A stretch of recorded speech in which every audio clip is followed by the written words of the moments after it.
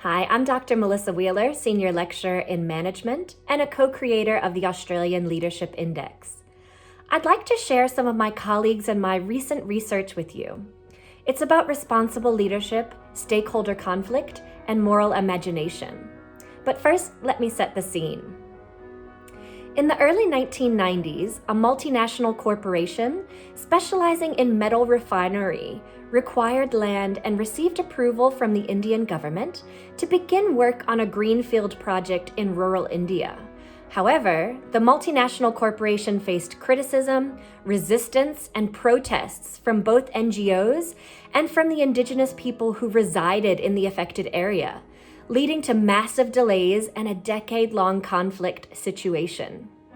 A new CEO was appointed to resolve the conflict and to drive the project ahead. What should a responsible leader do when faced with this dilemma? Should they call a stop, or should they press on with the industrialization project? We propose that a better question to ask is not what should, but what could a leader do to respond to and resolve this crisis situation? A technique that requires ethical reflection and moral imagination. Responsible leadership is about contributing to solutions that benefit all stakeholders, not just shareholders or customers, but also the community involved and even society more broadly. Behaving responsibly means not only avoiding harm, but also doing good and being virtuous. This is no easy task, especially in complex multinational settings, when seemingly intractable conflicts arise.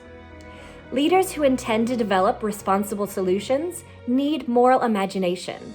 That is, a morally creative way of approaching a problem that may not have a clear solution, with one option that's morally right and an alternative option that is clearly morally wrong. Complex stakeholder settings cause dilemmas which are dynamic and messy. Often these dilemmas are grounded in values, not right versus wrong, but right versus right. In these scenarios, moral imagination allows individuals to gain some distance and perspective and to come up with what philosopher Rushworth Kidder calls a third way, a kind of middle ground through the extremes.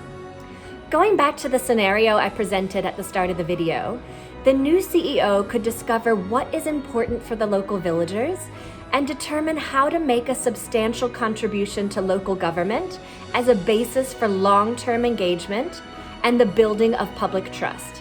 However, in the short term, this would mean that the CEO would have to justify the associated financial investment by focusing on the future benefits and the acknowledgement of the moral imperative to act responsibly towards all stakeholders. In this video for the Innovation and Ideas series, I briefly outlined my recent work on responsible leadership, published in the Journal of Business Ethics. The full journal article is publicly available for anyone who would like to read more.